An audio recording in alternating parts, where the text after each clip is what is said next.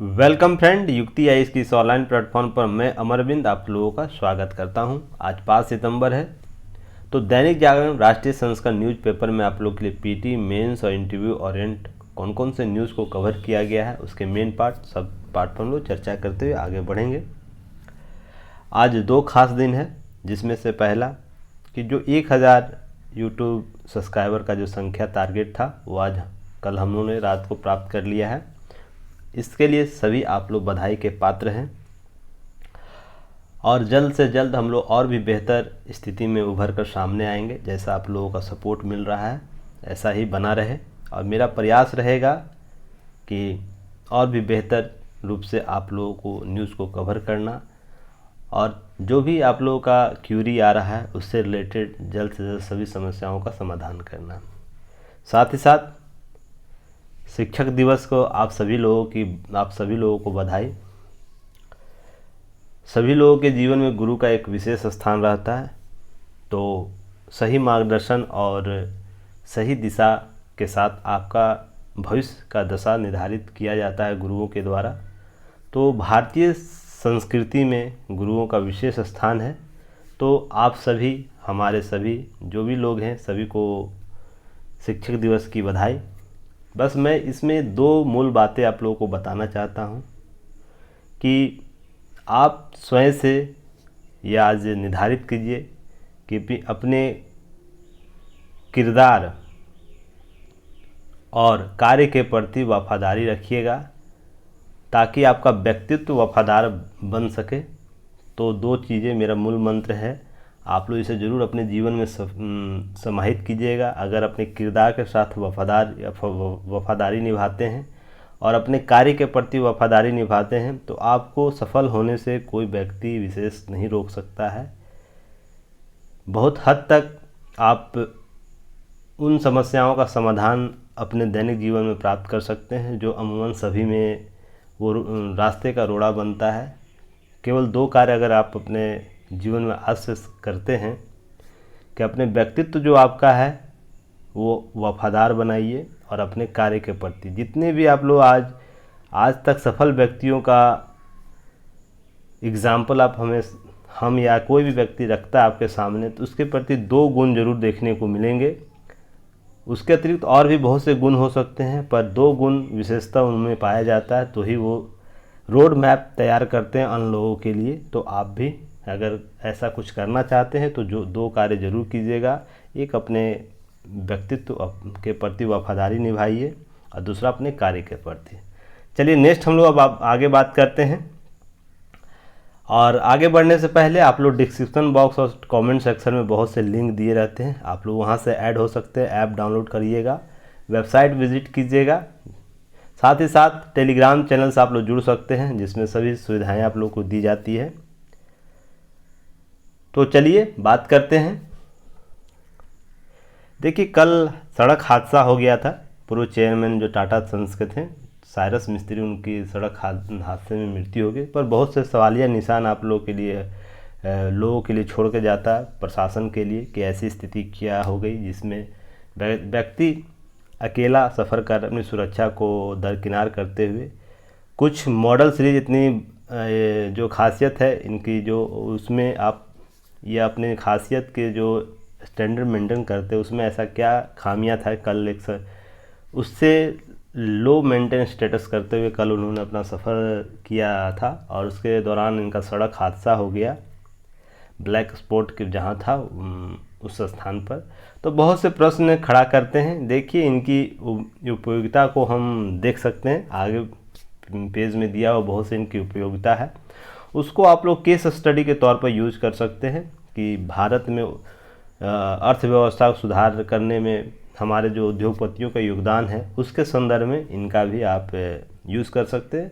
बाकी चीज़ें नहीं, आप एग्ज़ाम ओरिएंट है जो आप लोग को यूपीएससी में कहीं पूछा जाएगा या पीसीएस में।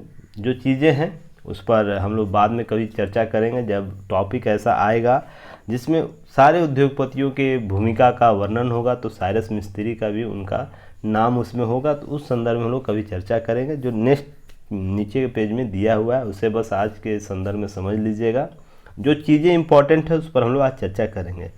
जैसे नेक्स्ट है, महंगाई विरोधी रैली में मोदी संग अंबानी अदानी पर हमला बोले कांग्रेस के जो पूर्व अध्यक्ष है राहुल गांधी, उनके द्वारा कहा गया है। देखिए, यह राजनीतिक रैली हो सकती है, मुद्दों से संबंधित रैली हो सकती है, एग्ज़ाम ओरिएंट चीज़ें आप लोग को यहाँ से कवर करना है। जैसे डर और नफरत पैदा कर रहा चीन, पाकिस्तान का फ़ायदा पहुँचा रहे हैं पीएम मोदी, इनका एक आपेक्ष लगाया गया। दूसरा, कहा कि न्यायपालिका, चुनाव आयोग और मीडिया सब दबाव में काम कर रहे हैं, यह आपके लिए एक प्रश्न क्रिएट करता है। तीसरा, आपको यहाँ पर चीज़ें और भी समझ में आएगी कि देश गरीबी, कांग्रेस ने लोगों को गरीबी से निकाला, मोदी ने फिर धकेला गरीबी के स्तर पर। तो यहाँ गरीबी टॉपिक को पुनः चर्चा में लाया गया है। तो 3 प्रश्न आपसे किए जाएंगे आने वाले समय में, ये चर्चा का विषय रहेगा। और हमेशा देखिए चर्चा में रहा है क्वेश्चन ये, जैसे भारत और चीन संबंध, भारत पाकिस्तान संबंध और भारत चीन पाकिस्तान तीनों संदर्भ में जो हमारी विदेश नीति वो भी चर्चा में रहती है। तो इससे रिलेटेड टॉपिक आपको कवर करना है। साथ ही साथ न्यायपालिका बनाम विधायिका प्रश्न जो है वो भी टॉपिक में रहता है, हमेशा प्रश्न में रहता है। ये आपके सिलेबस में भी है कि क्या न्यायपालिका अधिक सशक्त है या कार्यपालिका, दोनों के बीच कैसे विवाद हुए हैं, तो इससे संबंधित आपको प्रश्न पूछा जाता है। और चुनाव आयोग से संबंधित चीज़ों को भी प्रश्न में शामिल किया जाता है आपके जीएस पार्ट में। चुनाव आयोग क्या पॉपेट के रूप में काम कर रहा है वर्तमान समय में, या पूर्व में भी कभी किया है, इससे संबंधित। साथ ही साथ मीडिया पर जो हमारा चौथा स्तंभ है, क्या वो दबाव में कार्य कर रही है, सरकार के दबाव में, तो इससे रिलेटेड आपको प्रश्न किया जा सकता है। देखिए, ये रिलेटेड जो चारों टॉपिक है ना, बहुत विस्तृत टॉपिक, इस पर आपको कम से कम 40 से 50 मिनट का वीडियो एक टॉपिक पर बनेगा। तो इसलिए मैं निर्णय लिया हूँ कि ये जब मेंस क्लियर हो जाएगा, मेंस जब हो जाएगा यूपीएससी का मेंस, उसके बाद इस टॉपिक पर स्पेशल वीडियो आप लोग के लिए बना दिया जाएगा, ताकि आने वाले समय में आप लोग के लिए उपयोगी हो। उस पर सभी बिंदुओं पर चर्चा एक साथ कर दी जाएगी। तो आप लोग उस दिन का वेट कीजिएगा। ये आपको 25 के बाद अवेलेबल करा दिया जाएगा, तो चीज़ें 25 सितंबर के बाद। तो आप लोग तब तक वेट कीजिएगा। इससे रिलेटेड जो भी न्यूज़ होगा आप लोग कलेक्ट करते रहिएगा। जो चीज़ें मैं अपने तरफ से दायित्व तो आप लोग को दे रहा हूँ वो करते रहिएगा। मैं जो रिस्पॉन्सिबिलिटी लेता हूँ उसे जल्द पूरा करूँगा। चलिए, आज के न्यूज़ में देखिए सबसे इम्पॉर्टेंट है और इस पर हम लोग विस्तृत रूप से चर्चा करेंगे, ताकि आने वाले समय में कभी भी इससे रोहिंग्या से संबंधित मुद्दा उठे तो आप लोग का सारे प्रश्न का सॉल्यूशन आज मिल जाए। मैं उम्मीद करता हूँ जो भी चीज़ें यहाँ शामिल की गई की नोट्स में वो आप लोगों के लिए उपयोगी होगा। तो देखिए, ये टॉपिक जो होगा आप लोग GS2 और GS2 के और GS3 के पेपर में आपसे पूछा जा सकता है। इससे रिलेटेड टॉपिक में जैसे आंतरिक सुरक्षा के लिए चुनौतियाँ और भारत और पड़ोसी से संबंधित जो संबंध है उससे संबंधित जो टॉपिक है उसमें यह आप लोग रोहिंग्या समस्या पूछा जा सकता है।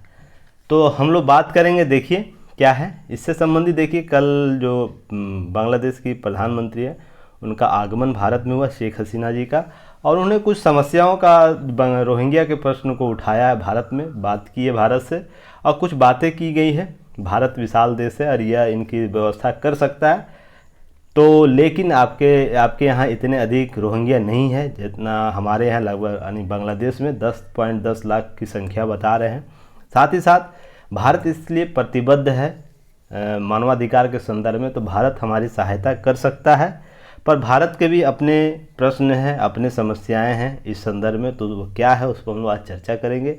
क्यों भारत इस मामले में अन्य मामलों की तरह बढ़कर सहयोग नहीं कर रहा है, ऐसी क्या समस्या है, तो ये सब मामले देखने को हम आज देखेंगे। उससे संबंधित कुछ चीज़ें और भी स्पष्ट की है तो ही आप समझ जाइएगा। यहाँ पर प्रधानमंत्री शेख हसीना के द्वारा स्वयं ये बात की जा रही है कि बहुत से रोहिंग्या ड्रग तस्करी, महिलाओं की तस्करी, गैंगवार में शामिल हैं।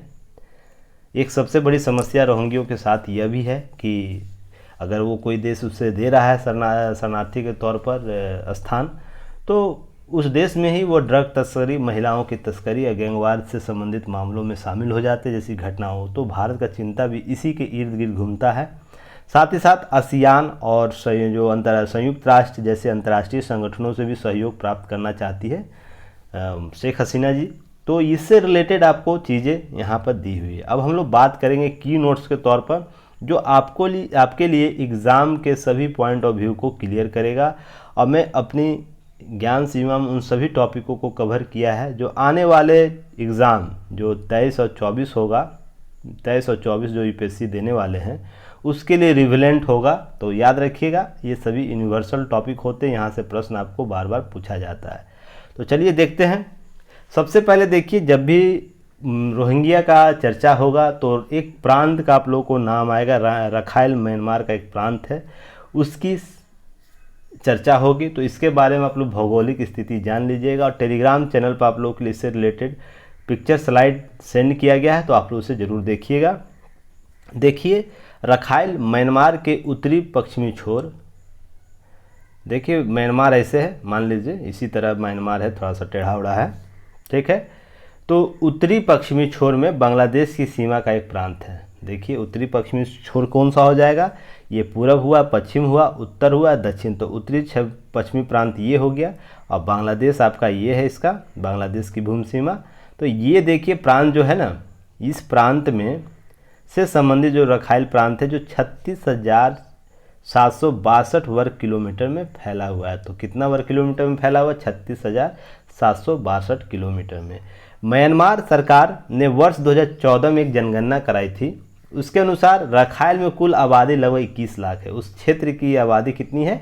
21 लाख, जिसमें 20 लाख बौद्ध है। ध्यान रखिएगा, संख्या आप लोग याद रखिएगा, 20 लाख बौद्ध है। यह करीब 29,000 यहाँ पर मुसलमान रहते हैं, जो ऑफिशियली जनगणना 2014 में शामिल किया गया था। नोट यहाँ याद रखिएगा कि जनगणना की रिपोर्ट में राज्य में करीब 10 लाख की आबादी को जनगणना में शामिल नहीं किया गया था, और वो रोहिंग्या थे। ध्यान रखिएगा, रोहिंग्या थे। ऐसा क्या कारण था जिनको इतनी बड़ी जनसंख्या को जनगणना 2014, म्यांमार की जनगणना 2014 में शामिल नहीं किया गया था? उसके आधार उसको बताए गए थे। वो आधार था कि जनगणना में ये आधार बताया गया कि ये रोहिंग्या बांग्लादेश से निर्मित है, बांग्लादेश के वासी हैं और आके म्यांमार में रह रहे हैं और बहुत समय से रह रहे हैं, इसलिए उनकी जनगणना नहीं किया जाएगा। तो इसका एक कारक बताया गया। तो क्या था वो, क्या उस संबंधित मुद्दे था, हम लोग उस पर आगे चर्चा करेंगे। बस इतना जानिए अभी फ़िलहाल कि वो बांग्लादेश का हवाला दे रहे थे इस जनगणना में, 2014 की जनगणना में। अब रोहिंग्या कौन है ये आप लोग जान लीजिए। तो रोहिंग्या जनगणना में शामिल नहीं की गई आबादी को रोहिंग्या मुसलमान माना गया।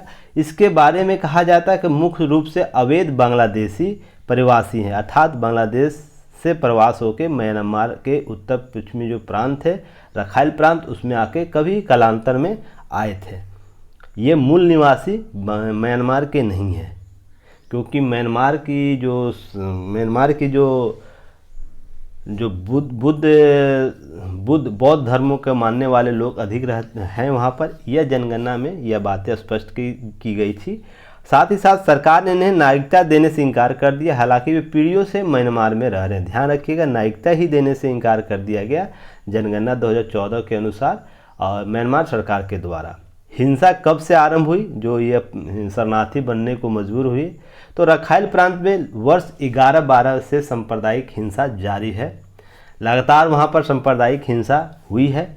इस हिंसा में बड़ी संख्या में लोगों की जानें गई और लाखों लोग विस्थापित हुए हैं।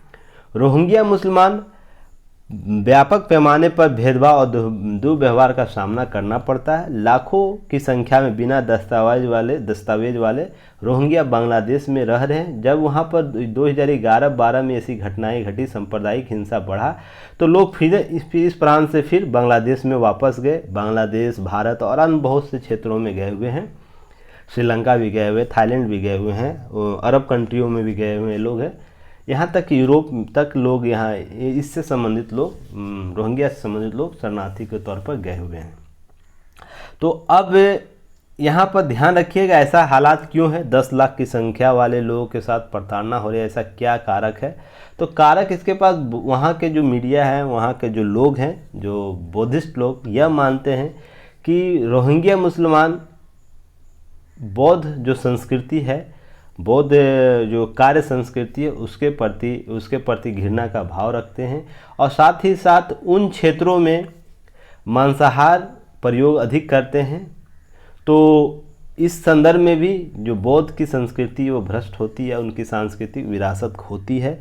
तो इसके संदर्भ में कुछ चीज़ें हालिया दिनों में सांप्रदायिक दंगे होने का मुख्य कारण माना गया था।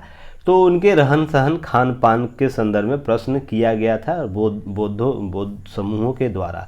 तो इसमें एक बौद्ध भिक्षुक असिन विराथू का नाम चर्चा में हमेशा रहेगा। आप लोग इससे प्रश्न पूछा जा सकता है, इंटरव्यू में यहाँ से प्रश्न पूछा जा सकता है। यह बहुत ही सशक्त व्यक्ति थे अपने बौद्ध क्षेत्रों में।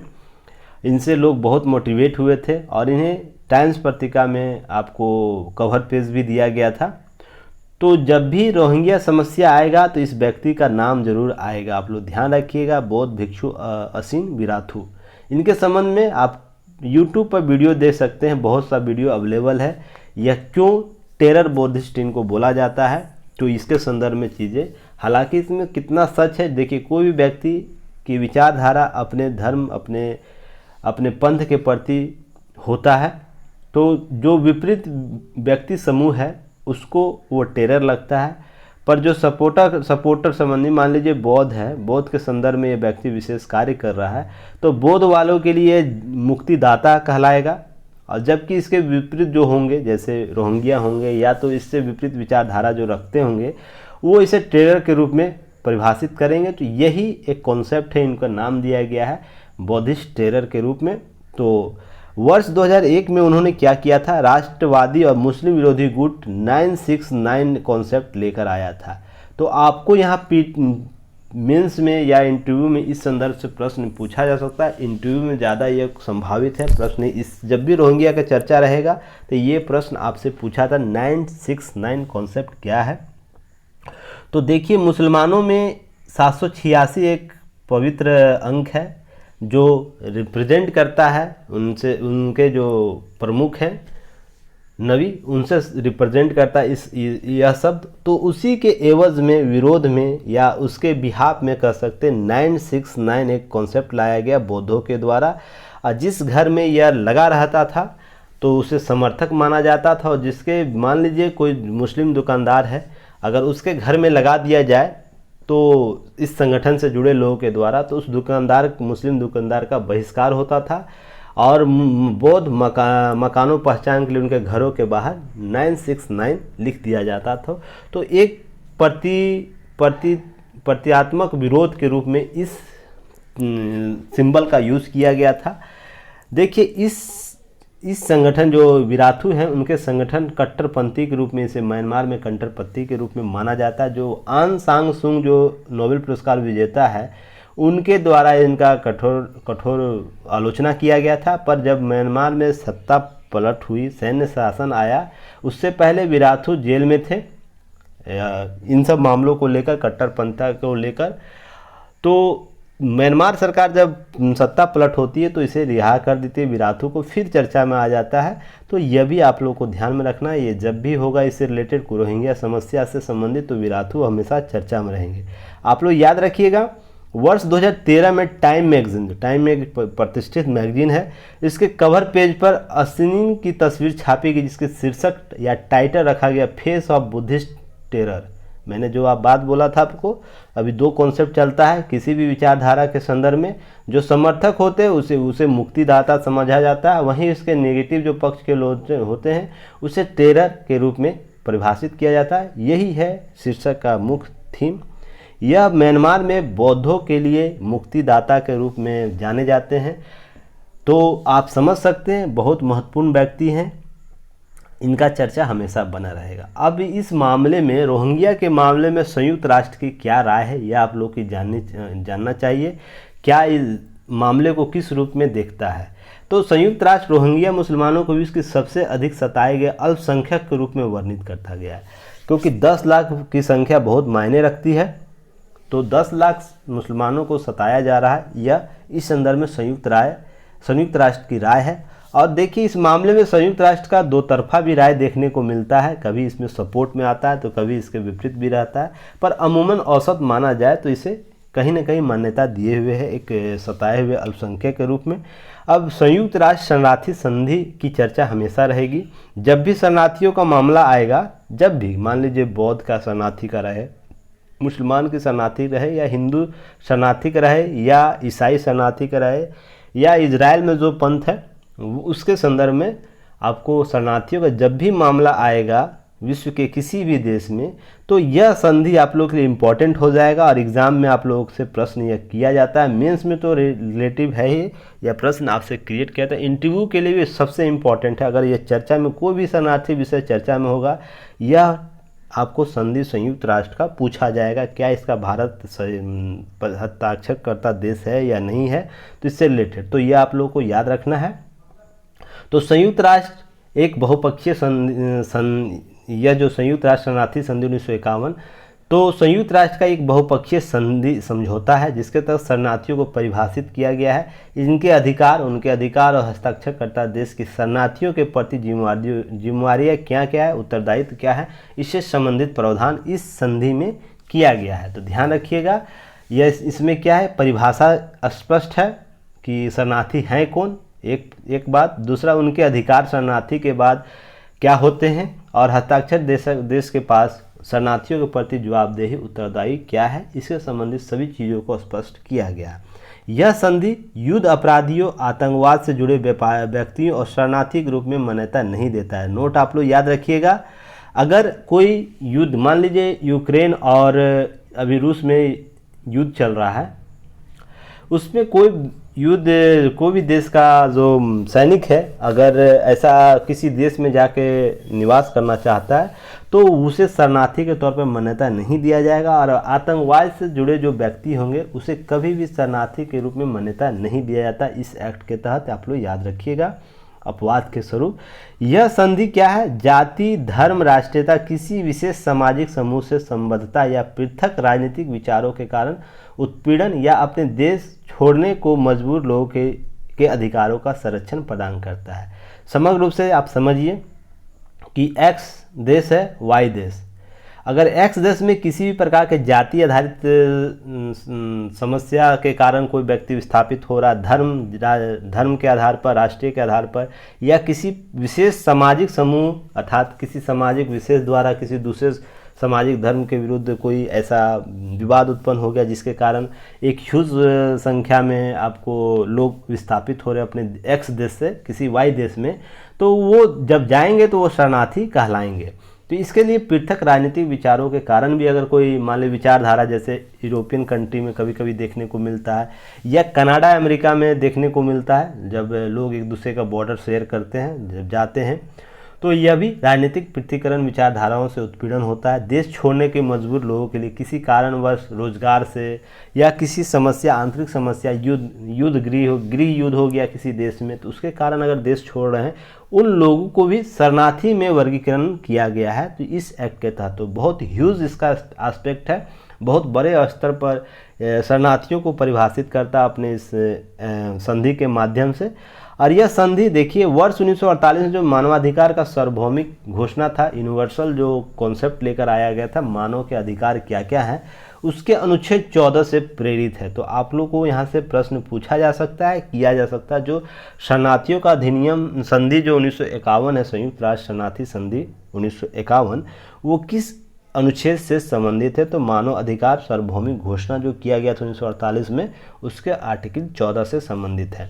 अब देखिएगा, ये जो मानवाधिकार का सार्वभौमिक घोषणा जो किया गया था, अन्य देश में पीड़ित व्यक्ति को शरण मांगने का अधिकार प्रदान करता है यह आर्टिकल। कोई भी देश इससे इनकार नहीं कर सकता है। अगर मान लीजिए भारत में ही म्यांमार से, थाईलैंड से या किसी और देश से, मान लीजिए श्रीलंका से ही आया है लोग, थाईलैंड से, फिलीपींस से या ऑस्ट्रेलिया से, यहाँ तक कि अमेरिका से भी अगर कोई व्यक्ति आता है और आके निवास कर लेता है, तो भारत प्रथम दृष्टया उसे शरण देने से मना नहीं कर सकता है, यह हस्ताक्षर देश है रहे या नहीं भी रहे। क्यों? क्योंकि मानवाधिकार का यह सार्वभौमिक घोषणा है, उस अधिनियम के तहत उसे देने से इनकार नहीं कर सकता। उसके बाद है ना, चीज़ों को स्पष्ट किया जा सकता है कि उसके बाद उसे नियम कानून बनाया जा सकते हैं, पर प्रथम दृष्टया उसे यह अधिकार से वंचित नहीं किया जा सकता है। सबसे इम्पोर्टेंट बात नेक्स्ट है, वर्ष 1967 का जो प्रोटोकॉल सभी देशों के शरणार्थियों को शामिल करता है, जिसमें वर्ष 1951 में दी गई संधि सिर्फ यूरोपीय शरणार्थियों में शामिल था। देखिए, इसे नया वर्जन लेकर आया गया था 1967 का प्रोटोकॉल, जिसमें अब यूरोप जो 51 का जो अधिनियम था केवल यूरोप का उस समय घटना हुआ था, उसके संदर्भ में शरणार्थियों को शामिल किया गया था। पर 67 का जैसे ही प्रोटोकॉल आता है तो विश्व के सभी देशों के लिए मान्य हो जाता है और सभी देशों के जो शरणार्थी है उसको समान अधिकार इस संदर्भ में प्राप्त होते हैं। तो एक अधिनियम, उसके संदर्भ में आपको चीज़ों को समझना है।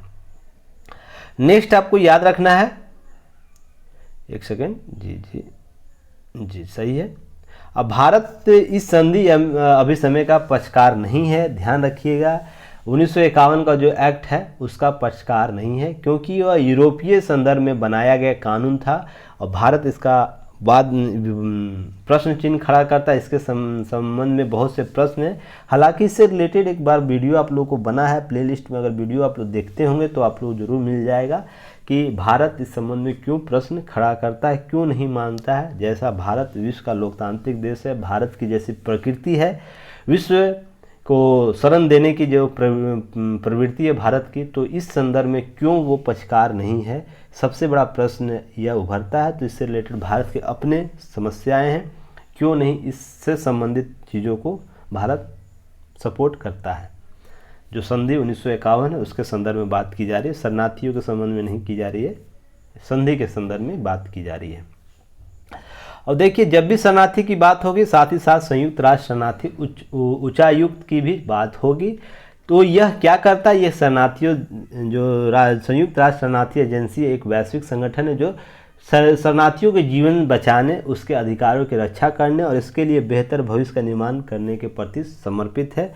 यह जितने भी शरणार्थी होंगे उससे रिलेटेड यह उच्चायुक्त ही उन समस्याओं का समाधान ढूंढती है, देशों के बीच कोऑर्डिनेट स्थापित करती है, साथ ही साथ उनके बेहतर भविष्य के लिए संयुक्त जो उपयुक्त संसाधन है उसकी उपलब्धता जाहिर करती है, उपलब्धता बनाती है। तो यह संगठन आपको चर्चा में रहेगा और इससे रिलेटेड आपको प्रश्न किए जा सकते हैं। अब संयुक्त राष्ट्र की इस एजेंसी की स्थापना वर्ष 1950 में ही की गई थी, 51 से पहले ही की गई थी। तो याद रखिएगा, सार्वभौमिक 48 में आता है, 50 में यह संगठन आता है, उसके 51 में एक संधि आ जाती है। तो टर्म आप लोग को क्रोनोलॉजी भी समझते चलना है, कौन पहले आता है, इस तरह भी प्रश्न पीटी में कहीं कहीं पूछ दिए जाते हैं। इसका मुख्यालय जेनेवा स्विट्जरलैंड में है। तो अब एक चीज़ आप लोग याद रखिएगा, जेनेवा हमेशा चर्चा में रहता है। संयुक्त राष्ट्र की अधिकतर मुख्यालय जेनेवा में ही स्थित है। ऐसा क्यों है, आप लोग कमेंट सेक्शन में ज़रूर बताइएगा, नहीं तो मैं इसके संदर्भ में जवाब ज़रूर दूंगा नेक्स्ट वीडियो में। आप लोग कमेंट सेक्शन में भी बता सकते हैं कि जेनेवा का ही चयन क्यों किया जाता है संयुक्त राष्ट्र की मुख्य एजेंसियों के मुख्यालय के तौर पर। बहुत से ऐसे विश्व के देश हैं जहां पर किया जा सकता है, पर जेनेवा में ही ऐसे संगठनों का आपको क्यों किया जाता है। कुछ कारण रहते होंगे, तो कारण आप लोग बता सकते हैं 2-4 लाइन 5 लाइन में। चलिए, भारत का पक्ष इस संदर्भ में क्या, यह भी आप लोग जान लीजिए कि भारत अधिकाधिक रूप से संयुक्त राष्ट्र 1951 के रिफ्यूजी कन्वेंशन या फिर शरणार्थी अधिनियम 1967 का जो प्रोटोकॉल है उसके दस्तखत नहीं किए, लेकिन भारत ने ऐतिहासिक रूप से शरणार्थियों के लिए अपने दरवाजे खुले रखे हैं। क्या मैंने आपको पहले बोला था कि इस संदर्भ में वो प्रोटोकॉल या जो कन्वेंशन है उसको रिफ्यूजी कन्वेंशन को हस्ताक्षर नहीं करता, उसे नहीं मानता है, फिर भी ऐतिहासिक संदर्भ में 1948 के बाद से ही भारत शरणार्थियों को स्थान दिया है। वो श्रीलंका के शरणार्थी हो, बौद्ध लद्दाख के शरणार्थी हो, या बांग्लादेश के शरणार्थी हो, या तो फिर आपको या म्यांमार के शरणार्थी हो, तो यह भी आपको देता है भारत। इसके संदर्भ में भारत में आधिकारिक रूप से शरणार्थी नीति नहीं है, ध्यान रखिएगा ये भी चीज़ें। भारत में कोई भी आधिकारिक रूप से शरणार्थी नीति नहीं है। जो बिना वीज़ा के आते हैं तकनीकी रूप से उसे अवैध प्रवासी बोला जाता है। इसी संदर्भ में चीज़ें भारत में स्पष्ट की जाती है। अगर वैध वीज़ा नहीं है किसी के पास तो अवैध प्रवासी के रूप में जो भी शरणार्थी आएंगे उसे अवैध प्रवासी के रूप में वर्णित किया जाता है। हालांकि भारत को इस दिशा में कार्य जरूर करना चाहिए। शरणार्थियों के लिए एक स्पष्ट नीति होनी चाहिए, क्योंकि यह देखिए किसी हम मानवाधिकारी स्वरूप में तो जरूर हैं, पर एक स्पष्ट नीति के बाद दिशा निर्देश शासन, प्रशासन और संबंधित संगठनों को दिया जा सकता है और बेहतर तरीके से इसका क्रियान्वयन किया जा सकता है। तो भारत को इस दिशा में जरूर कार्य करना चाहिए। मुझे उम्मीद है जल्द ही सरकार इस संदर्भ में कुछ चीज़ें कर रही होंगी, उनके भी एवज में होंगे। मामला होगा कि नहीं, नीति नहीं होने के बाद और भी समस्याएं कहीं न कहीं मौलिक रूप से समस्याओं को उत्पन्न करती है। तो चलिए, इसके साथ ही ऐसे लोग जो खुद शरणार्थी बताते हैं, भारत सरकार ने वर्ष 2011 में स्टैंडर्ड ऑपरेटिंग प्रोसीजर बनाया था। आप लोगों को ध्यान रखिएगा, SOP याद हमेशा चर्चा में रहेगा। जब भी शरणार्थी का जब भी मामला आएगा, SOP क्या है इसके संदर्भ में आपसे पूछा जा सकता है, वो कहीं भी। तो आपको देखिए, जो भी व्यक्ति शरणार्थी खुद को बताता है भारत में आने से पहले, तो भारत सरकार ने वर्ष 2011 में एक स्टैंडर्ड ऑपरेटिंग प्रोसीजर बनाया, जिसका पालन राज्य भी करते हैं। जब राज्य पाते हैं कि शरणार्थी होने का दावा कर रहे लोग वाकई नस्लीय या धार्मिक उत्पीड़न, ध्यान रखिएगा यहाँ पर, नस्लीय या धार्मिक उत्पीड़न से शिकार हो रहे हैं, तो केंद्रीय गृह मंत्रालय को एक अनुशंसा भेजते हैं, जिसके आधार पर एक लॉन्ग टर्म वीज़ा जारी किया जाता है। लॉन्ग टर्म वीज़ा LTV भी चर्चा में रहेगा। तो आपसे प्रश्न यह पूछा जा सकता है, लॉन्ग टर्म वीज़ा किस परिस्थिति में जारी किया जाता है, SOP किस परिस्थिति में जारी किया जाता है। तो दोनों आपसे प्रश्न किए जा सकते हैं। और उसका आधार क्या है लॉन्ग टर्म वीज़ा का? केवल नस्लीय और धार्मिक उत्पीड़न के शिकार लोगों के लिए। रोजगार से पीड़ित लोग अगर आते हैं भारत में, तो उनके लिए ऐसा कोई व्यवस्था नहीं किया है, उसके लिए दूसरा प्रोसीजर है। अगर किसी रूप से राजनीतिक रूप से दंश व्यक्ति झेल के आ रहा है गृह युद्ध के संदर्भ में, तो उससे भी यह टर्मोलॉजी यूज़ नहीं किया, उसके लिए अलग टर्मोलॉजी का यूज़ किया जाए, तो उसे अवैध प्रवासी के रूप में ही वर्णित किया जाएगा। इससे संदर्भ दिशा निर्देश है, याद रखिएगा। इस वीज़ा के आधार पर, जो लॉन्ग टर्म वीज़ा है LTV, उसके आधार पर लोग यहाँ पर पढ़ाई और रोज़गार पा सकते हैं, उनको अधिकार है इस संदर्भ में। तो आप लोग से यहाँ प्रश्न क्रिएट किया जा सकता है, लॉन्ग टर्म वीज़ा अगर दिया जाता है SOP के तहत, तो उसे क्या अधिकार प्राप्त होते हैं? तो वो यहाँ पर शिक्षा ग्रहण कर सकता है, रोज़गार प्राप्त कर सकता है। जैसे अफ़गानिस्तान से बहुत सी महिलाएं भारत में आके निवास की हुई हैं, बहुत से लोग निवास किए हुए हैं, तो यहाँ पर उन्हें शिक्षा पढ़ाई भी दिया जाता है, रोज़गार भी दिया जाता है। भारत के बहुत से ऐसे सेंट्रल यूनिवर्सिटी, उनके लिए सीट रिजर्व है, ध्यान रखिएगा, सीट रिजर्व है, उनको इस संदर्भ में पढ़ाई लिखाई बहुत से शरणार्थियों को ऐसे दिया गया है। तो ये से भारत कार्य करता है, कहीं न कहीं उसे सशक्त करने का भी भारत कार्य करता है। नौकरी में रोजगार नहीं दिया जाएगा, याद रखिएगा, नौकरी नहीं दी जाती। जो सरकारी नौकरियां, उनके लिए भारतीय नागरिकता होनी जरूरी है, पर रोजगार करने का अवसर दिए जा सकते हैं। नौकरी और रोजगार में बहुत अंतर होता है, अब ध्यान रखिएगा। नौकरी के लिए भी कॉन्सेप्ट नहीं है, केवल रोजगार और पढ़ाई करने की छूट दी जाती है। अवैध विदेशी नागरिकों को पता लगाना और उन्हें वापस भेज देना एक निरंतर प्रक्रिया है। और गृह मंत्रालय विदेशी अधिनियम 1946 की धारा 3(2) के तहत यह समान रूप से करती है। ध्यान रखिएगा, अगर कभी भी शरणार्थी, किसी भी शरणार्थी से संबंधित कोई मुद्दा उभरे और उसमें उभरे कि लोग वापस भेज रहे हैं भारत, उन संबंधित लोग, जैसे रोहिंग्या हो या बौद्ध हो या तमिल हो, कोई भी किसी को भी भेज रहा है भारत, तो उसके लिए देखिए एक समान प्रक्रिया है गृह मंत्रालय का। अगर भारत सरकार के गृह मंत्रालय को ऐसा लगता है कि भारत में संसाधनों का दोहन हो रहा है, भारत के लोगों को संसाधनों से वंचित किया जा रहा है, तो इस संदर्भ में वो कार्य दिशा कर सकता है और किसी भी शरणार्थी को उसे वापस भेजने का समान प्रोसीजर लागू कर सकता है।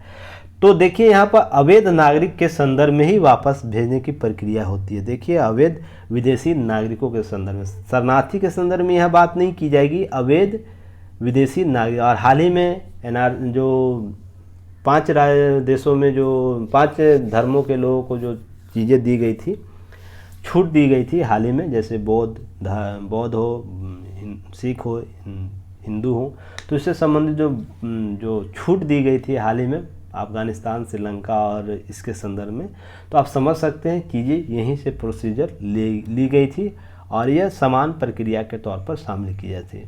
अब सवाल है कि भारत क्या ऐसा जानबूझ के कर रहा है या कोई सब मदद ही नहीं करना चाहता? ऐसा एकदम बिल्कुल नहीं है। इससे पूर्व भी पहली बार नहीं हुआ ऐसा जो प्रक्रिया अपनाई, रोहिंग्या को शरण नहीं दी गई, ऐसा कुछ नहीं है। विदित हो कि 1980 के दशक के उत्तरार्ध 1990 के आरंभ में भी भारत ने म्यांमार से आने वाले हजारों शरणार्थियों का स्वागत किया था, उसे अपने यहाँ स्थान दिया था और वर्तमान में दिया हुआ। हालांकि समस्याएं वर्तमान में कुछ और ही है, तो उसके एवज में सरकार वेट एंड वॉच की स्थिति में और जो भी चीज़ें की जा रही है उसके बिहाफ में कर रही है। म्यांमार ही नहीं बल्कि तिब्बत से भी लोग लगभग 1,20,000 शरणार्थी भारत में शांतिपूर्वक देश के विभिन्न जगहों पर रह रहे हैं। यही नहीं, भारत श्रीलंका, अफगानिस्तान, पाकिस्तान, बांग्लादेश जैसे सैकड़ों शरणार्थियों के घर भी है। जैसे जब बंटवारा हुआ था, जो वहाँ के हिंदू थे जो भारत आए और उन्हें नागरिकता दी गई, उसके संदर्भ में अभी हाल में नागरिकता दी गई है। उससे पहले वो शरणार्थी के तौर पर ही भारत में रह रहे थे। तो यह भी देखने को मिलता, भारत अपने पड़ोसी देशों में जो भी आता है शरणार्थी के तौर पर उन्हें स्थान देता है। नेक्स्ट आप लोग याद रखिएगा, देखिए रोहिंग्या शरणार्थी वापस भेजने का प्रस्ताव भारत के संविधान अनुच्छेद 14 समता का अधिकार, अनुच्छेद 21 जीवन और व्यक्तिगत आज़ादी का अधिकार, अनुच्छेद 51C प्रावधानों का उल्लंघन करता है। अगर ऐसा कोई मामला होता है शरणार्थियों में, रोहिंग्या के शरणार्थियों की केवल नहीं बात कर रहा हूँ, समग्र शरणार्थियों की यहाँ बात कर रहा हूँ। बस रोहिंग्या एक मुद्दा है, रोहिंग्या के हालिया घटना जो हुए हैं उसके संदर्भ में। पर जितने भी शरणार्थी अगर वापस भेजने का प्रस्ताव भारत करता है तो उसके संदर्भ में भारत के 3 आर्टिकल इसके संदर्भ में चर्चा होगा। तो आप लोग याद रखिएगा, इंटरव्यू में आप लोग से यहाँ से प्रश्न क्रिएट किया जा सकता है कि अगर किसी शरणार्थी को वापस भेजा जाता है भारत द्वारा तो भारत संविधान के किस अनुच्छेदों को छूता है या उससे प्रतिबंधित होता है।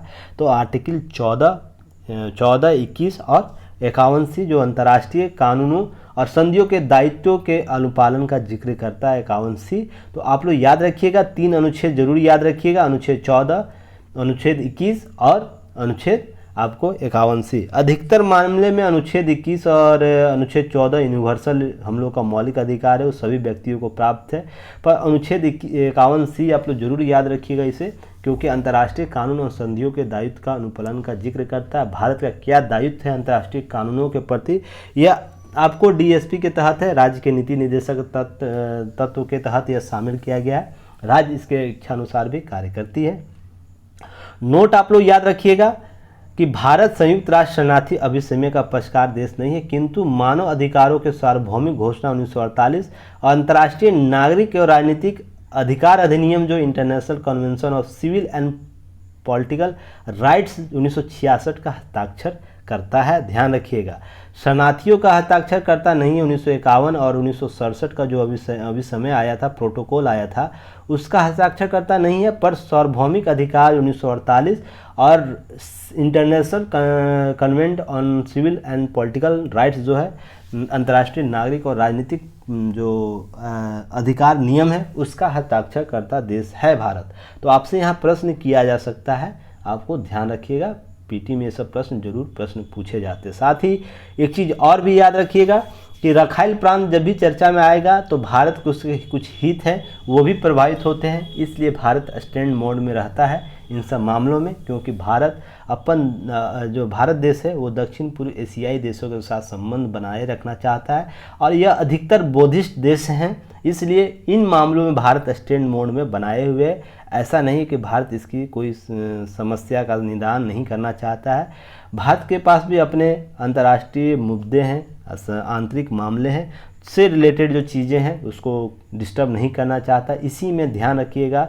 रखाइल प्रांत जो है निरंतर जारी हिंसा के कारण, देखिए कॉन्सेप्ट आप लोग पढ़े होंगे, दक्षिण पश्चिम म्यांमार सीमा जो सीमा है उससे संबंधित और भारत के पूर्वोत्तर में परिवहन के ढांचे विकास के उद्देश्य से आरंभ की गई कालादान मल्टी मॉडल ट्रांजिशन जो ट्रांजिट जो ट्रांसपोर्ट प्रोजेक्ट है, कलादान प्रोजेक्ट जो है वो प्रभावित होता है। भारत म्यांमार थाईलैंड त्रिपक्षीय राजमार्ग जैसी परियोजनाएं बुरी तरह प्रभावित होगी।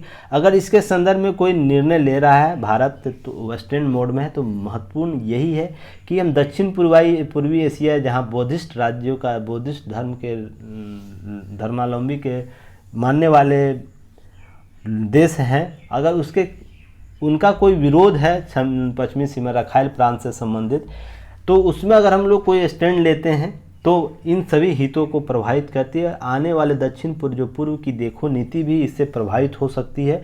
इसलिए भारत के पास दो रास्ते हैं, इसलिए भारत इस मामले में बैकडोर से सपोर्ट करता है। उनको शरणार्थी के सारे जो भी शरणार्थियों को अधिकार प्राप्त है वो देता है भारत, और परंतु इसके लिए युक्ति जो प्रबंध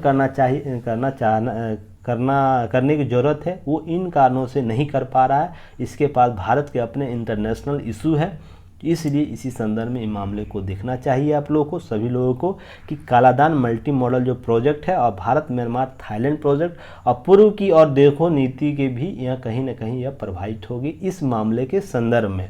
तो आप लोग 3 चीज़ें याद रखना है, जिसमें आपको आंतरिक सुरक्षा के मुद्दे के लिए चिंताएं क्या है भारत की, ये जान लेना चाहिए। जैसे राष्ट्रीय सुरक्षा का खतरा है, जैसा कि आप लोग को बताया गया कि बांग्लादेश के प्रधानमंत्री के द्वारा स्वयं बताया गया कि या तस्करी में और प्लस अवैध जो तस्करी है उसके ट्रैफिकिंग में शामिल लोग होते हैं।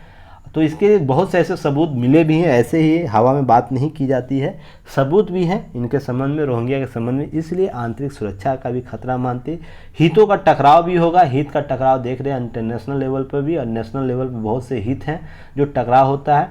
राजनीतिक अस्थिरता भी एक समस्या है कि बात भारत किसके संदर्भ में करता है। हाल ही में अब म्यांमार सरकार का तख्ता पलट हुआ है, तो सभी लोग जान रहे हैं कि यह भी आपको देखने की ज़रूरत है। उग्रवाद का विलय इससे हो जाएगा, यह भी एक मामला है। जब इस धर्म से संबंधित लोग जो आ रहे हैं और उनका इतिहास रहा है कि इस प्रकार की घटनाओं को अंजाम देते हैं, तो जो संबंधित पक्ष है और भी उग्र रूप से उनका उदय हो जाएगा और बहुत सी चीज़ों को उभार देगा। साथ ही मानव तस्करी भी बढ़ावा मिलेगा। इसी के संदर्भ में बातें भारत सरकार द्वारा रखी जाती है और कानून व्यवस्था का प्रश्न उभरेगा, क्योंकि मामले पहले से ही देखने को मिल रहे हैं।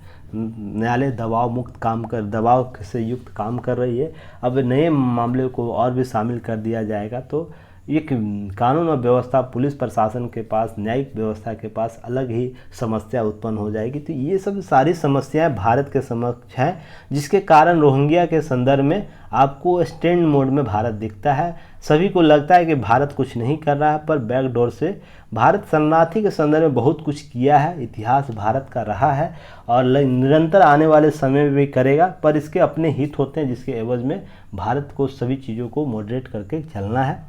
तो ध्यान रखिएगा ये सब चीज़ें। उम्मीद करता हूँ सारे जो डिस्प्यूट चीज़ें हैं आप लोगों को समझ में आ गई होंगी। यूनिवर्सल चीज़ें भी आप लोगों को समझ में आ गई होंगी, जो 2023 और 24 तक यूनिवर्सल बना रहेगा। आप लोगों को प्रश्न ऐसे पूछे जा सकते हैं, बस धर्म पंथ अलग हो जाएगा। रोहिंग्या का जगह बौद्ध पूछा जा सकता है, श्रीलंका के पूछा जा सकता है, पाकिस्तान के शरणार्थी के संदर्भ में पूछा जा सकता है, अफगानिस्तान शरणार्थी के पूछा जा सकता है, पर शरणार्थी नीति भारत का यही है। अब मॉडल प्रश्न आप लोग ले लीजिए। मेंस का मॉडल प्रश्न जो होगा, भारत रोहिंग्या शरणार्थी समस्या भारत के लिए मानवाधिकार दायित्व से अधिक आंतरिक सुरक्षा का मामला है।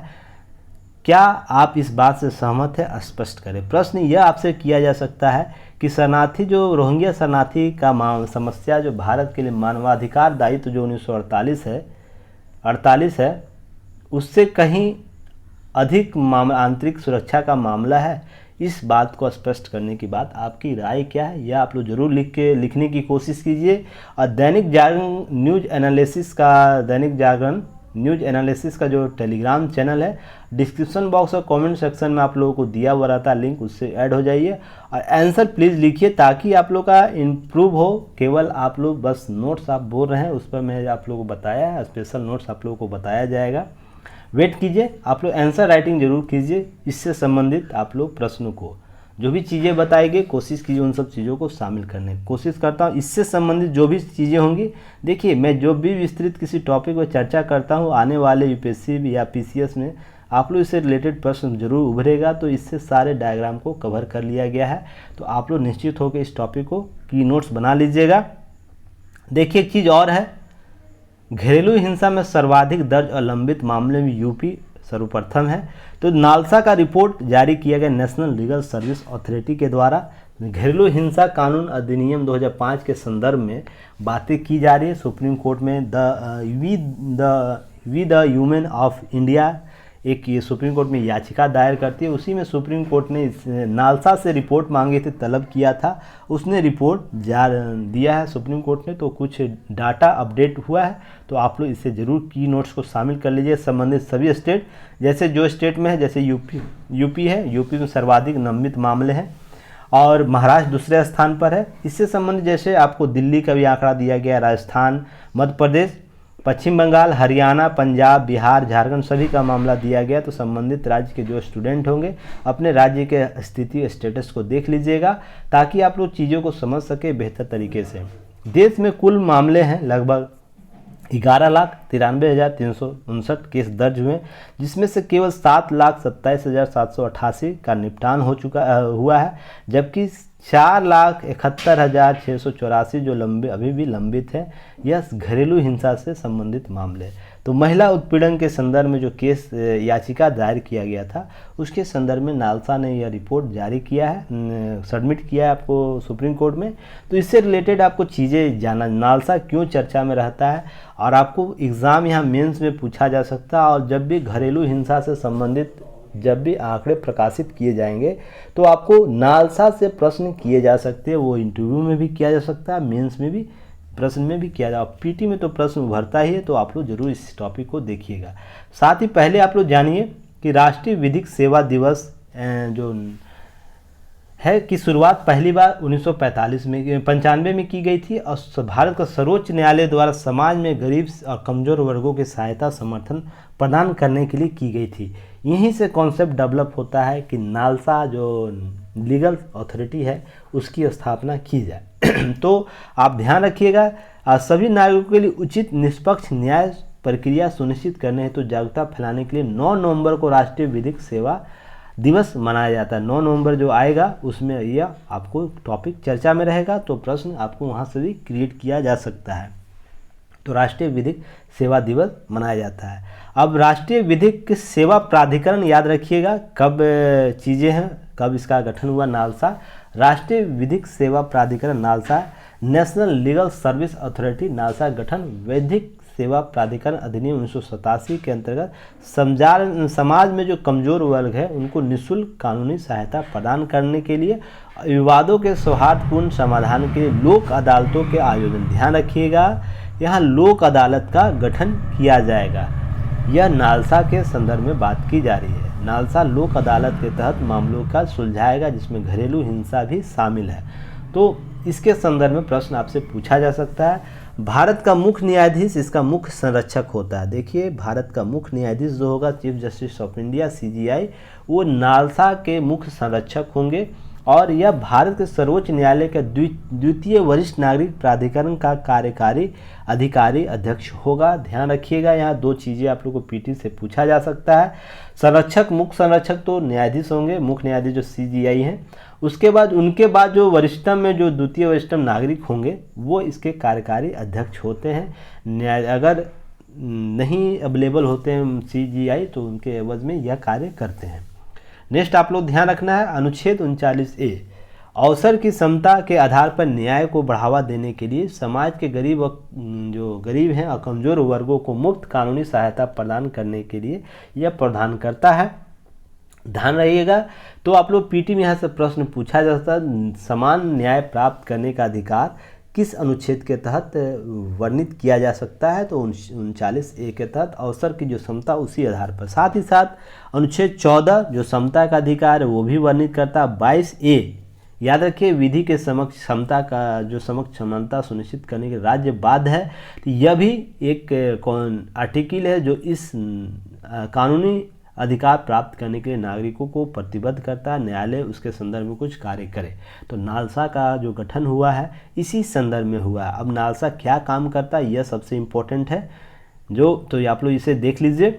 जैसे यह कानूनी सहायता कार्यक्रमों योजनाओं को लागू करने राज्य कानून सेवा प्राधिकरण को दिशा निर्देश दे सकती है। स्टेट लेवल पर जितने भी कानूनी सेवा प्राधिकरण है उसको दिशा निर्देश दे सकती है। साथ ही साथ मुख्य रूप से राज्य कानूनी सहायता प्राधिकरण, जिला कानूनी सहायता प्राधिकरण, तालुका कानूनी सहायता समितियां आदि को निम्नलिखित कार्य आधार पर करते रहने की जिम्मेवारी सौंप सकती है। अर्थात होलिस्टिक रूप से यह समझिए कि यह सभी जो न्यायिक प्रक्रिया हैं उसको दिशा निर्देश जारी कर सकती है, क्योंकि चीफ जस्टिस ऑफ इंडिया इसके अध्यक्ष होते हैं, इसके बिहाफ में यह कार्य करती है। तो जिला, तालुका अर्थात जो अनुमंडल होते हैं उसके आधार पर, साथ ही साथ और भी जो संबंधित पक्ष हो उसको भी यह दिशा निर्देश करते हैं। क्या कर सकता है, जो सुपात्र लोग हैं, अच्छा इसके जो पात्रता धारण किए हुए हैं, जो निःशुल्क विधिक सहायता प्राप्त करना, उसके लिए आप मुफ्त कानूनी सहायता प्रदान करना है। उसके लिए कोई भी राज्य, कोई भी तालुका उसके लिए जिला प्रशासन एवज में फीस नहीं ले सकती है। साथ ही साथ विवादों के सौहार्दपूर्ण ढंग से निपटाने के लोक अदालतों का संचालन कर सकती है। लोक अदालत कहने का अर्थ है कि छोटे स्तर पर एक न्यायालय की स्थापना करना और लोक कल्याण के लिए त्वरित न्याय स्थापित करना लोक अदालतों का काम होता है, जो कि नियम न्यायिक प्रक्रिया का एक समान अनुपालन होता है। तो आप लोग इस चीज़ को समझिएगा। और निःशुल्क विधिक सेवाएं प्रदान करने वाला विधिक सेवा संस्थान कौन है, तो राष्ट्रीय स्तर पर राष्ट्रीय विधिक सेवा प्राधिकरण कार्य करता है। राज्य स्तर पर राज्य विधिक सेवा प्राधिकरण, जिसकी अध्यक्षता राज्य के उच्च न्यायालय है उसके मुख्य न्यायाधीश द्वारा की जाएगी। इसका मुख्य संरक्षक भी होता है। साथ ही उच्च न्यायालय के एक सेवारत या सेवानिवृत्त जो होंगे न्यायाधीश के कार्यकारी अध्यक्ष के रूप में भी नामांकित किया जा सकता है। जैसे सेंट्रल में तो CJI होंगे राष्ट्रीय स्तर पर, या उसके वरिष्ठतम जो न्यायाधीश होंगे वो, पर स्टेट लेवल के जो प्राधिकरण होगा उसमें हाई कोर्ट के जो चीफ जस्टिस होंगे वो होंगे। और साथ ही साथ एक सेवारत कोई न्यायाधीश या तो सेवानिवृत्त किसी न्यायाधीश को नियुक्त किया जा सकता है, अध्यक्ष के रूप में नामांकित किया जा सकता है। जिला स्तर पर कौन कार्य करता है, जिला पर राज्य कानूनी सेवा प्राधिकरण, जिला न्यायाधीश कार्यालय जो सेशन सत्र होते हैं, जिला न्यायाधीश इसका कार्यकारी अध्यक्ष होता है। साथ ही साथ तालुका स्तर पर इसके नेतृत्व वरिष्ठतम सिविल न्यायाधीश करता है। तो तालुका विधिक सेवा प्राधिकरण, देखिए बहुत सा टर्मिनोलॉजी यूज़ किया जाता है न्यायालय में, आप लोग को सारे पर अच्छे बेहतर तरीके से करना। न्याय व्यवस्था अगर आप लोग जागरूक होंगे तो कहीं भी आपको कोई समस्या नहीं होगी।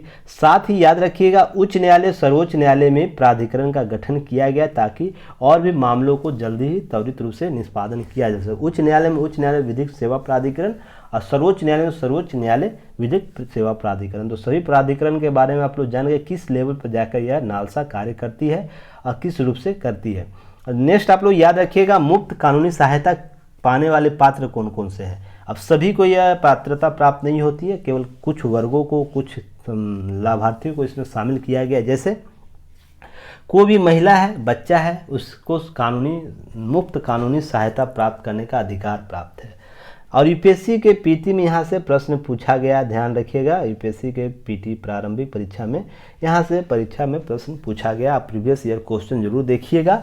यहाँ पर अनुसूचित जाति अनुसूचित जनजाति के जो सदस्य होंगे, जो लोग होंगे उस वर्ग के लोग, उन्हें भी कानूनी सहायता प्राप्त करने के लिए अधिकार प्राप्त है।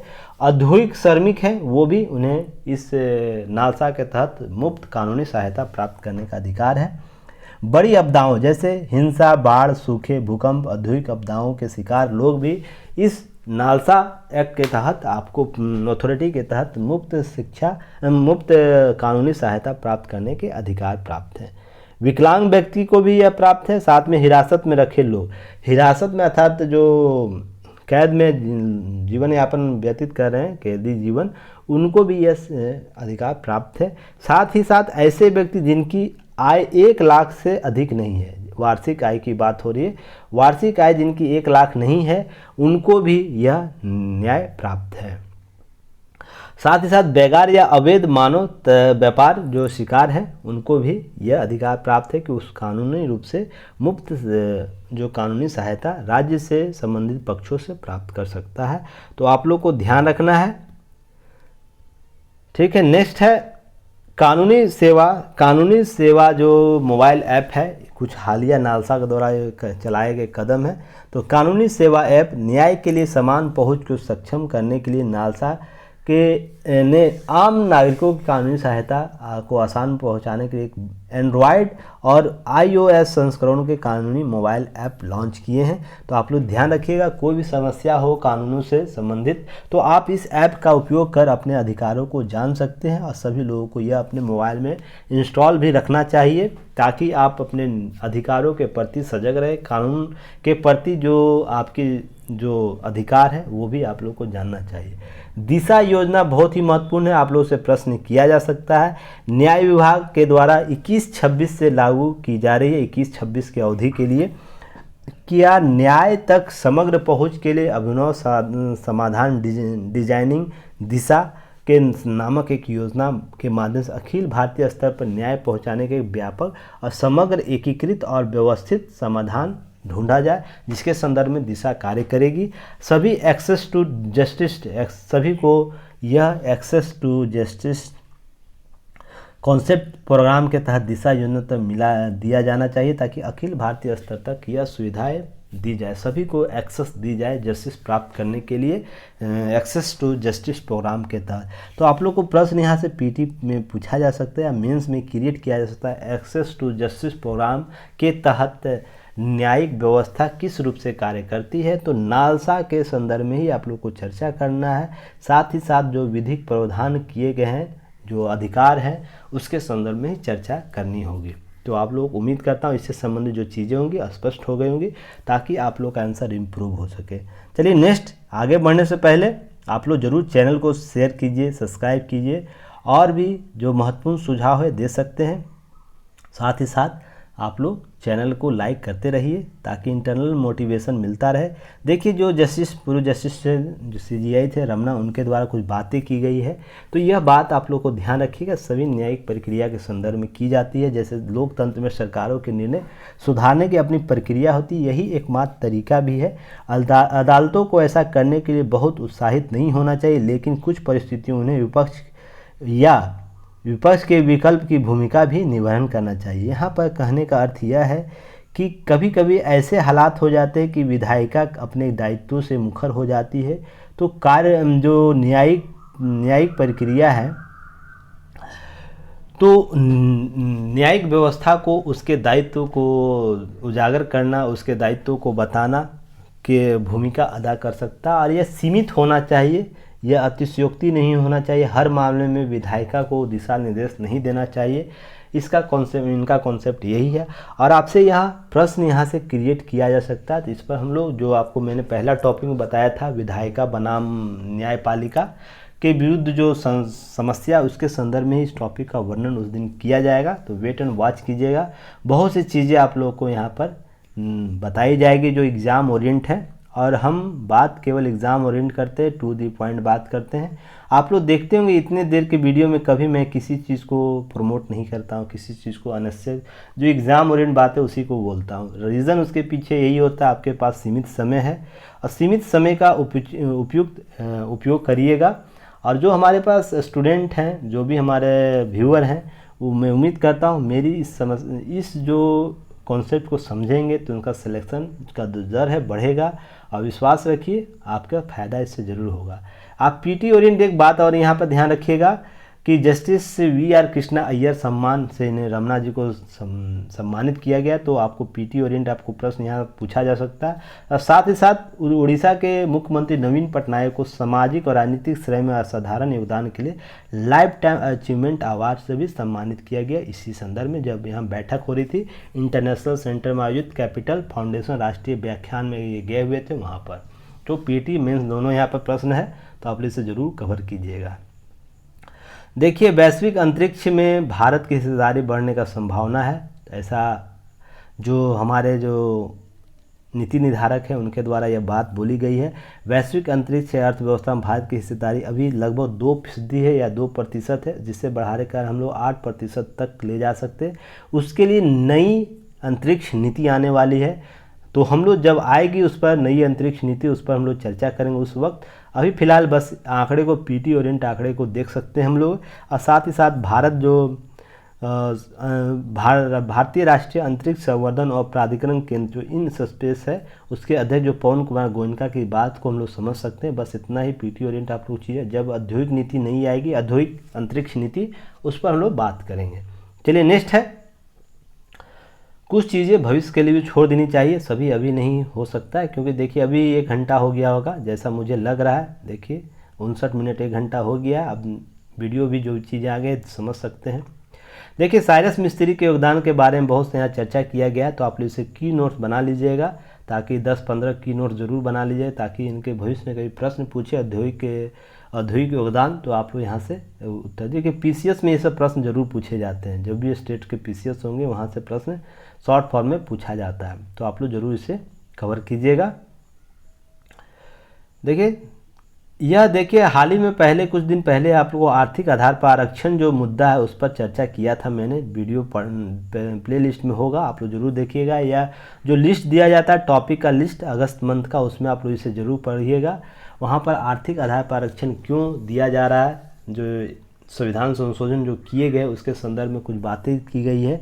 यहाँ पर इनके लेख में जो अनिल कुमार वर्मा, निदेशक centre for the study of society and politics Kanpur हैं, उनके निदेशक हैं, उनके द्वारा कुछ बातें की गई है।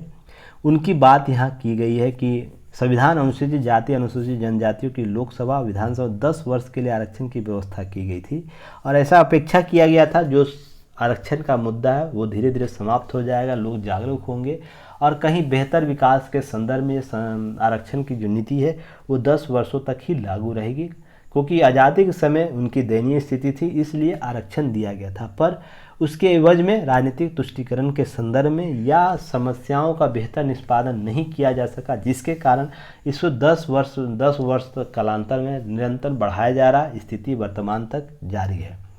साथ ही वर्ष 1991 में बीपी सरकार ने मंडल प्रतिवेदन के आधार पर अन्य पिछड़ा वर्ग की नौकरियों में शिक्षण संस्थानों में लगभग 27% का आरक्षण की व्यवस्था की। मनमोहन सरकार ने 2006 में मेजर सिन्हा आयोग की गठन किया, जिसके समान वर्ग के जो आर्थिक पिछड़ेपन के अध्ययन का दायित्व सौंपा गया था। उसी समिति के आधार पर मोदी सरकार ने वर्ष 2019 में 103 संविधान संशोधन करते हुए समान वर्ग के गरीबों को 10% आरक्षण प्रदान किया गया। देखिए जो आर्थिक रूप से आरक्षण दिया गया है EWS को, वो अनायास ही नहीं आ गया था कि मोदी सरकार उठी और 2019 में आई और आर्थिक रूप से पिछड़ेपन के लोग हैं उनको यह आरक्षण दे दिया। ये कालांतर से यह मांग उठी आ रही थी, जब सभी वर्गों में दिया जा रहा था, तो 2006 में ही यह मांग उठी थी और इस पर एक आयोग भी गठित की गई तत्कालीन सरकार के द्वारा, और 2019 में इससे संबंधित रिपोर्ट पर यह नियम लाया गया। तो आप लोग जो चीज़ें हैं एक तरफा नज़रिए से देखते हैं तो यही एक सबसे बड़ी समस्या है। उसके आप डीप पॉइंट पर नहीं जाते हैं कि समस्या का निराकरण किस रूप से किया जा रहा है और किस स्तर से यह उभरा है। तो यह जब आप समस्याओं को देखने लगते हैं तो जाके आपको मैंने उस दिन बताया भी था कि जिस दिन इससे संबंधित आर्टिकल पर जब चर्चा किया था, तो इस आर्थिक समस्या का समाधान किस रूप से किया जा सकता है, आर्थिक आरक्षण का समाधान या भारत में आरक्षण का समाधान किस रूप से किया जा सकता, तो आप लोग उसे जरूर देख सकते हैं। न्यायालय में देखिए कुछ विचार है जो संवैधानिक बेंच बनाया गया है, उस पर हालांकि अभी निर्णय आना बाकी, उस पर टीका टिप्पणी नहीं की जा सकती है। फिर भी जो मामले यहाँ उभारे गए वो आप लोगों को आने वाले समय में बहुत ही महत्वपूर्ण है मेंस की दृष्टि से और इंटरव्यू के दृष्टि से। जैसे क्या आर्थिक आधार पर आरक्षण संवैधानिक है, क्या आर्थिक आधार पर दिया गया आरक्षण इंदिरा साहनी मुकदमे वाद में 1999 का आरक्षण की निर्धारित अधिकतम सीमा 50% का उल्लंघन करती है। साथ ही क्या 50% आरक्षण संविधान के मूल ढांचे का हिस्सा है। तो आपको मैंने उस दिन भी बताया था कि यह प्रश्न लाजमी उठेगा और देखिए यही सब समस्या उत्पन्न होगी जो आने वाले समय में चर्चा का विषय रहेगा, तो आप लोग इसे जरूर कवर कीजिएगा। देखिए सरकारी आंकड़ों के अनुसार लगभग 21.95% लोग गरीबी रेखा के नीचे हैं और ग्रामीण क्षेत्रों में यह प्रतिशत ज़्यादा है। संविधान की यह मंशा कदाचित नहीं हो सकती किसी भी गरीब की इस आधार पर उपेक्षा की जाए कि वह किसी जाति विशेष में जन्मा है। हाँ, यह सुनिश्चित करना आवश्यक हो गई गरीब का आधार बना समर्थ और धनी लोग कहीं आरक्षण का लाभ न ले लें।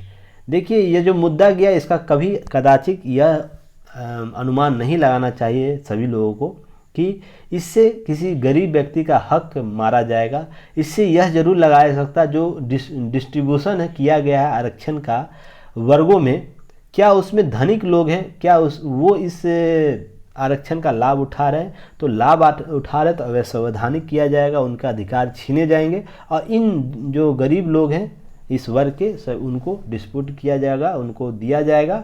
तो आप लोग इस मामले को इस रूप से देखिएगा ताकि चीज़ें और भी बेहतर समझ सकें।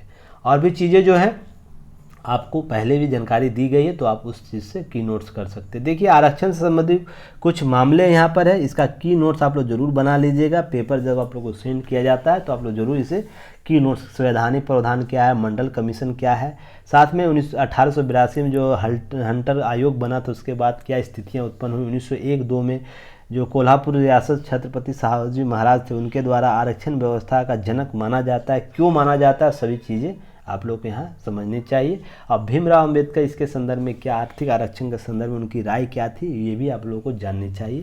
तो इससे रिलेटेड आपको टॉपिक को वहाँ कवर कर लीजिएगा, की नोट्स बनाए, इसके अतिरिक्त कुछ नहीं करना है। अब भारत की विकास की अद्भुत गाथा है, यह लेख आज आप लोग जरूर पढ़िएगा। अनुराग ठाकुर जो मंत्री हैं उनके द्वारा बोली गई है, बताई गई, लेख लिखी गई है और बहुत से सरकार के पक्षों को बताया गया। तो जरूर आप एस्पिरेंट है, गवर्नमेंट एस्पिरेंट बनने जा रहे हैं, नौकर साहब बनने जा रहे हैं, तो सरकार की नीतियों से संदर्भित चीज़ों का आपको जानकारी होनी चाहिए। जो पूर्ववर्ती बात की गई है, पहले भी की जा चुकी है विकास से संदर्भ में, वही सब बातें यहाँ भी की गई है, पर कुछ है जो आप लोग को यहाँ जानना चाहिए। जैसे ब्लूमबर्ग की यहाँ पर चर्चा की गई है और उपनिवेशवाद तात्कों के जो बात की गई है। भारत में जो आप हैं यहाँ पर देखिए क्रय शक्ति में और सकल घरेलू उत्पाद में हम 5वीं अर्थव्यवस्था, क्रय शक्ति PPP मोड पर हम 3री अर्थव्यवस्था है। तो इसके संदर्भ में चर्चा की गई, जो पूर्ववर्ती भी पहले भी चर्चा की जा चुकी, बस इस आर्टिकल के बाद देख लीजिएगा ताकि और भी चीज़ें आप लोग को स्पष्ट हो जाए। राय सरकार की भी आप लोग को जाननी चाहिए। नेक्स्ट है देखिए यहाँ पर चीन के मंदी का लाभ होगा भारत को। चीन में मंदी आई हुई है देखने को मिल रहा है, भारत में जबकि 3.5% GDP बढ़ रहा है, तो भारत को इसका लाभ मिलेगा। तो आयात और निर्यात में जो अंतर है उसमें कहीं ना कहीं कमी आएगी। चीज़ें यहाँ देखने को आपको 2023 जो 22-23 का जो अप्रैल जून का वित्त वर्ष है चीन जो है, तो चीन में होने वाला आयात पिछले वर्ष के समान अवधि में लगभग 24.7% की बढ़ोतरी की दर्ज हुई है। इन महीनों में चीन के साथ भारत का व्यापार घाटा 28.26 अरब डॉलर हो चुका है और जो इस अवधि में लगभग 5.9 अरब डॉलर निर्यात किया है भारत ने। तो 33% होने वाले निर्यात में गिरावट हालांकि हुआ है। तो ये सब आंकड़े आप लोग को याद रखने चाहिए। भारत इससे लाभ ले सकता है मंदी का, तो इसके संदर्भ में कुछ चीज़ें स्पष्ट की गई, तो आप लोग इसे ज़रूर कवर कीजिएगा। और विशेष कुछ नहीं है, चीज़ों को बस देखते रहिए, उसके की पॉइंट बनाते रहिए ताकि आने वाले समय में आप लोग को उपयोगी हो सके। देखिए यहाँ पर एक PT फैक्ट है, बराक ओबामा जी को मेरे जो आइडियल भी हैं इस रूप से कि अधिकारों को किस रूप से लेनी चाहिए, साथ ही साथ आप उच्च पद पर भी बन जाते, पदस्थापित हो जाते, तो आपके बीच मानव साम्यवादी प्रवृत्ति कैसी होनी चाहिए, बराक ओबामा जी से सीखनी चाहिए। अपने कलीग के साथ कैसे बात करनी चाहिए, कैसे उनके साथ उठनी बैठनी चाहिए, उनके साथ कैसे सामाजिक और प्रशासनिक व्यवहार बनाना चाहिए। तो बराक ओबामा से बेहतर कोई एग्जाम्पल नहीं हो सकता है। हालांकि उसके बाद नरेंद्र मोदी भी आते हैं उस श्रेणी में, पर भारतीय संदर्भ में वो हैं, पर विदेशी अगर रोल मॉडल माना जाए तो बराक ओबामा बहुत बेहतर मॉडल है। ये उनके कार्यकाल में ये देखने को मिला था और अमूमन अभी भी देखने को मिला है। इनसे संबंधित कुछ PT फैक्ट है, ज़रूर आप लोग इसे कवर कर लीजिए। आज के PT पे उनको कुछ अवार्ड दिया गया है तो आप इसे कवर कर सकते हैं, आपको आने वाले समय में पूछा जा सकता है। नेक्स्ट है देखिए तेलुगु को हराकर उड़ीसा बना चैंपियन। खो खो का आयोजन हुआ था, खो खो खेल का अल्टीमेट खो खो, जो जैसे क्रिकेट का होता है IPL और कबड्डी का होता है उसी तरह खो खो का भी चैम्पियनशिप चलता है, तो उसमें उड़ीसा बना है चैम्पियन, किसे हराकर, तेलुगु टीम को। तो आप इसे याद रखिएगा, पीटी फैक्ट आपसे पूछा जा सकता है। साथ ही साथ यहाँ पर अमित शाह ने किया राष्ट्रीय खेल गीत और शुभंकर का आवरण, तो आप लोग यहाँ पर याद रखिएगा 36वें राष्ट्रीय खेल का गीत और शुभंकर का आवरण अहमदाबाद में किया गया है। तो आप लोग यहाँ से प्रश्न किए जा सकते हैं पीटी फैक्ट, तो इसे आप लोग जरूर कवर कीजिएगा। नेक्स्ट जो भी चीज़ें हैं हम लोग नेक्स्ट कल मिलेंगे, कल के पेपर में जो भी चीज़ें होंगी उस पर हम लोग चर्चा करेंगे। तब तक मैं उम्मीद करता हूँ आप लोग को जो टॉपिक दिया गया है वो आप लोग बेहतर तरीके से उससे की नोट्स बना रहे होंगे, और उम्मीद करता हूँ जो चीज़ें आप लोग को बताई जाती होंगी उसे सीरियस होकर लेते होंगे, और आने वाले समय में आप लोग को उसका उपयोगी बना रहे। मैं उस पर कार्य कर रहा हूँ, हमारी टीम काम कर रही है। चलिए कल हम लोग फिर मिलते हैं, तब तक के लिए धन्यवाद। जय हिंद।